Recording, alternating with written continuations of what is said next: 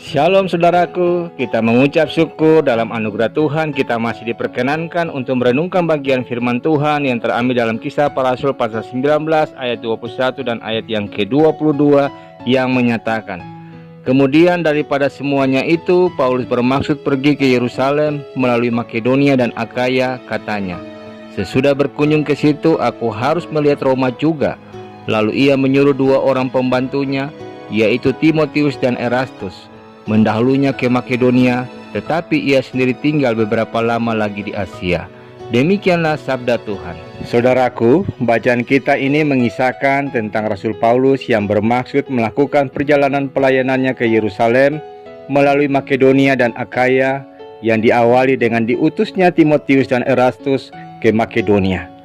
Tentunya pengutusan mereka memiliki maksud dan tujuan dengan harapan pelayanan dilakukan di tengah jemaat Makedonia dapat berjalan lebih baik dan kehadiran mereka pun dapat menjadi berkat. Ketika dikatakan kehadiran mereka pun dapat menjadi berkat, oleh karena apapun yang keluar dari hidup kita, sesungguhnya sudah seharusnya itu menjadi berkat bagi orang-orang yang ada di sekeliling kita. Saya percaya itulah kehendak Tuhan juga bagi hidup kita.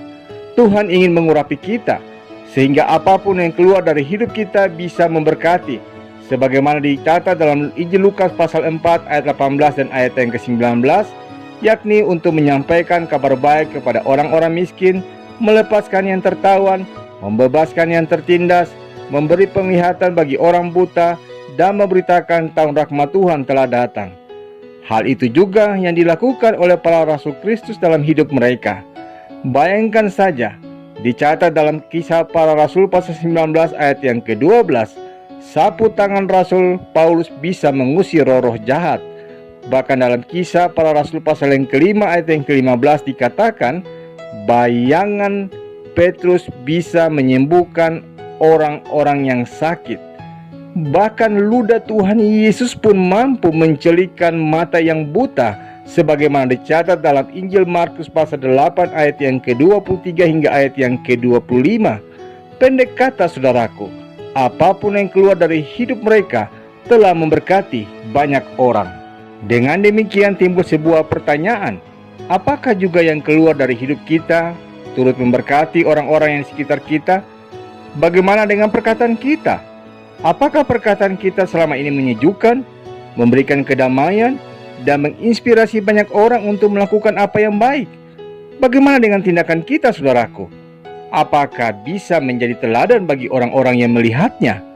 Bagaimana dengan keuangan kita? Apakah juga bisa menolong dan membuat kehidupan sesama menjadi lebih baik? Bagaimana pula dengan pelayanan kita? Apakah bisa menjadi berkat secara rohani bagi orang-orang yang menerimanya? Bagaimana dengan pekerjaan kita, saudaraku?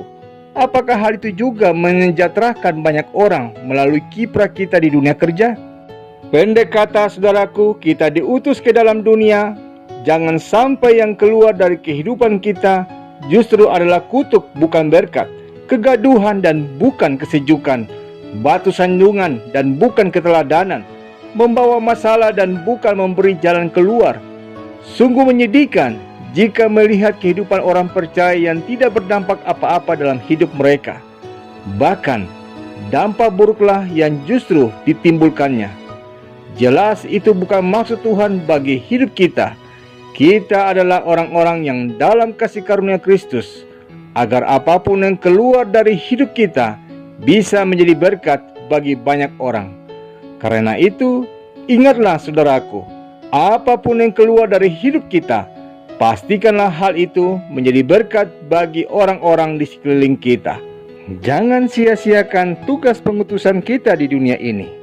Jadilah utusan Tuhan yang memuliakan namanya. Amin. Mari saudaraku kita sehati dalam doa. Bapa yang mulia, kami bersyukur dan berterima kasih untuk sapaan firman-Mu yang senantiasa mengingatkan kepada kami untuk menjadi berkat kehidupan dimanapun Tuhan boleh memakai kami.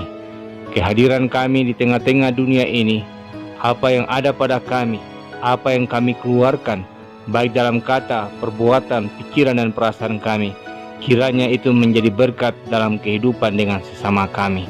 Tolonglah kami ya Tuhan, dengan hikmat-Mu sehingga kami mampu menjadi agen berkat dimanapun Tuhan boleh memakai kami. Amin.